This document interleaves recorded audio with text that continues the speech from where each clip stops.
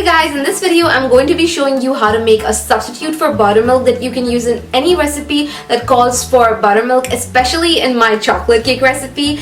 And I have already shared how to make this in my baking tips video, but I get a lot of requests asking for how to make it, so I thought I will make a separate video so that you can easily find it. And I hope you find it helpful, so let's get right into the video.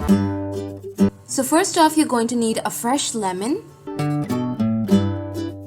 And then you're going to take half of a measuring cup and you're going to add in half tablespoon of lemon juice. And you can also use vinegar instead of lemon juice. And then you're going to fill the remaining of your cup with milk and make sure it is at room temperature. And then you're going to give this a stir and let this sit for about 5 minutes.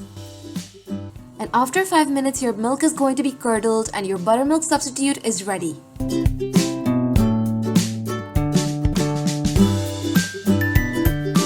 You can also double this if you want to make more of it, and you can go ahead and use it in your recipe.